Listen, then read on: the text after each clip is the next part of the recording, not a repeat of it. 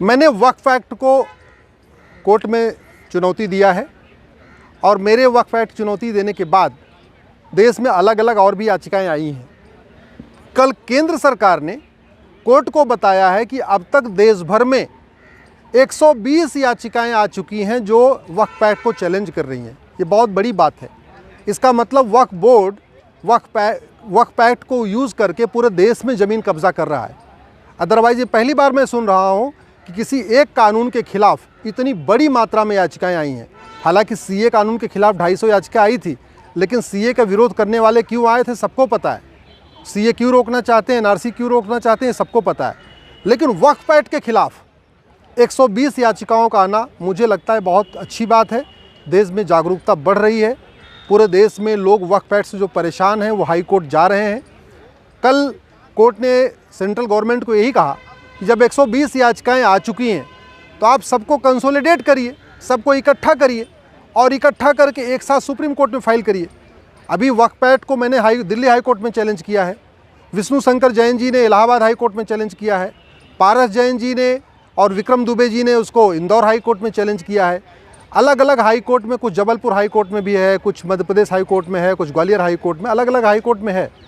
लेकिन Delhi high court ने कल सुनवाई के दौरान ये सेंट्रल गवर्नमेंट को बोला कि आप इस पूरे जब 120 याचिकाएं हो चुकी हैं और अगर इसको तत्काल आप सुप्रीम कोर्ट नहीं ले जाओगे, इस पर सुनवाई नहीं होगी, इसका फैसला नहीं आएगा, तो ये याचिकाओं की संख्या और बढ़ती जाएगी।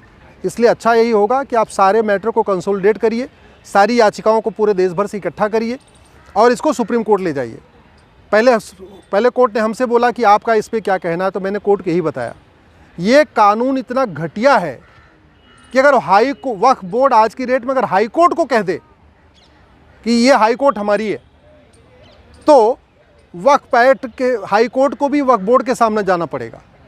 अभी सुप्रीम कोर्ट में मैं खड़ा हूँ, अगर वक्फ बोर्ड सुप्रीम कोर्ट को कह दे ये वक्फ प्रॉपर्टी है, तो सुप्रीम कोर्ट भी 30,000 कोर्ट में उसके नोटिस को चैलेंज नहीं कर सकता, उसको वक्फ बोर्ड के सामने जाना पड़ेगा।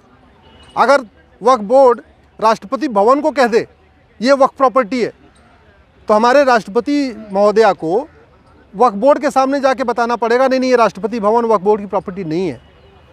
इस वक्फ एक्ट का दुरुपयोग बहुत बड़ी मात्रा में हो रहा है। जहाँ पे वो प्राइवेट जगह पे कब्जा करता है वहाँ तो लोग फिर भी लड़ते हैं, लेकिन जो पब्लिक लैंड है, जो गौचर की लैंड है, जो खेल का मैदान है, जो पार्क है, जो सिंचाई विभाग की अलग ज़मीनें होती हैं, उन पे वक्फ बोर्ड जब कब्जा करता है तो कोई लड़ने नहीं जाता।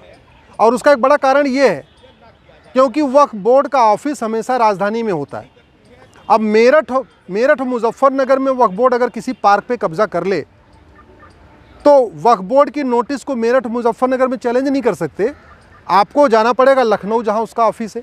अब किसके पास इतना समय है कि मेरठ और मुजफ्फरनगर से 700 किलोमीटर दूर वो जाएगा लड़ने के लिए, वहाँ पे वक्फ बोर्ड लखनऊ जाएगा। अपनी ज़मीन के लिए तो आदमी फिर भी 700 किलोमीटर जाके ट्रैवल कर सकता है, लेकिन बगल में जो खाली ज़मीन है या गौचर की ज़मीन है या खेल का मैदान है या पार्क है, जो ऊसर ज़मीन है या बंजर ज़मीन है, जो अलग तरीके की जो पब्लिक लैंड होती है, नहर की ज़मीन है, जो उस पर कौन जाएगा लड़ने के लिए 700 किलोमीटर दूर। तो एक बहुत बड़ी समस्या बन चुकी है।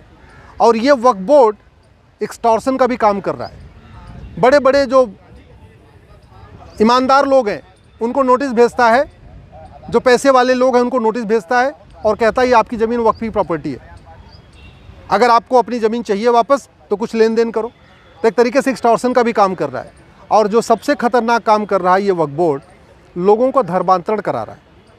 आदिवासी एरिया में, पिछड़े एरिया में, झाबुआ जैसे जगह जहाँ पे आदिवासी रहते हैं, जिन्होंने कभी अपना झाबुआ की डिस्ट्रिक्ट कोर्ट भी नहीं देखा है, वहाँ पे वक्फ बोर्ड जाके बोलता है ये तुम्हारी ज़मीन वक्फी प्रॉपर्टी है।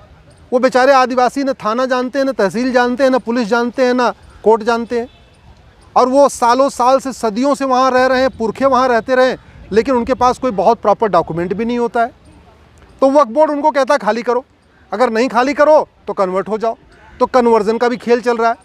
तो एक्सटॉर्शन भी कर रहा है ये वक्फ बोर्ड, कन्वर्जन भी कर रहा है। और सबसे बड़ी बात, वक्फ बोर्ड जैसा कानून, वक्फ एक्ट जैसा कानून जैन के लिए नहीं है, बौद्ध के लिए नहीं है, सिख के लिए नहीं है, क्रिश्चियंस के लिए नहीं है, पारसी के लिए नहीं है। वक्फ एक्ट जैसा कानून हिंदुओं के लिए नहीं है, केवल और केवल एक कम्युनिटी के लिए। क्या मतलब वो मुस्लिम्स यहाँ के बहुत स्पेशल हो गए? पूरी दुनिया में माइनॉरिटी कम्युनिटी इक्वल राइट के लिए लड़ रही है और भारत में majority community Hindu equal right के लिए लड़ रही है। वो कह रही है सबके लिए एक जैसा कानून बनाओ। इस वक्फ पैक्ट को ख़त्म करना ज़रूरी है। कानून जो भी हो सबके लिए एक हो। ऑलरेडी भारत में ट्रस्ट एक्ट है, ऑलरेडी भारत में डिस्ट्रिक्ट कोर्ट है। अगर किसी ज़मीन का विवाद है वो डिस्ट्रिक्ट कोर्ट में, जैसे मंदिर का विवाद कोर्ट में जाता है या चर्च का विवाद कोर्ट में जाता है या और जो जैन मंदिर का विवाद कोर्ट में जाता है, ऐसे अगर कोई वक्फ प्रॉपर्टी है भी तो उसका विवाद कोर्ट के जरिए हल होगा ना। उसके लिए अलग से कानून बना देना, अलग से उसको असीमित पावर दे देना कि किसी को नोटिस भेज दे, किसी से वो कब्जा कर ले, ये बंद होना बहुत ज़रूरी है।